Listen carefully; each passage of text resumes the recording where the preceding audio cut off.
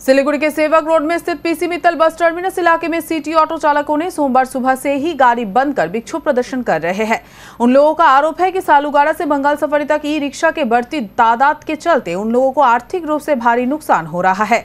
Police प्रशासन की ओर से ई रिक्शा को नियंत्रित करने के लिए विभिन्न रूट के लिए स्टिकर जारी किया गया, लेकिन कुछ दिन तक निर्धारित रूट पर गाड़ी चलने के बाद फिर से ई रिक्शा वाले अवैध तरीके से सेवक रोड और बंगाल सफारी तक गाड़ी चला रहे हैं। सालूगाड़ा तक अनुमति मिलने के बाद वे लोग बंगाल सफारी तक ई रिक्शा चला रहे हैं। इसे अविलंब नहीं रोकने पर अनिश्चित काल तक सिटी परिसेवा बंद रखने की भी चेतावनी दी गई है। विक्षोभ प्रदर्शन के बाद सिटी ऑटो चालकों ने भक्तिनगर थाना, ट्रैफिक विभाग, महकमा शासक और आरटीओ कार्यालय में लिखित शिकायत दर्ज कराई। रोडे स्टिकार लागाई दिए गाड़ीगुलो चलছে প্রশাসন বলেছিল যে রোডের গাড়ি সেই রোডে চলবে, চেকপোস্ট পার হতে পারবে।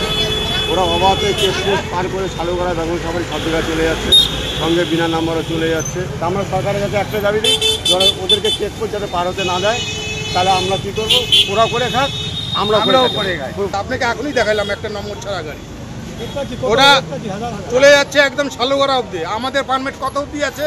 কোর্ট মোড় থেকে ভেনাস মোড় হয়ে সালুগাড়া। এখন পদক্ষেপ নিব। পুলিশ প্রশাসন তো আসলো, বড়বাবু আসলো, উনি বললো চেকপোস্টের ও পার হতে দেবে না।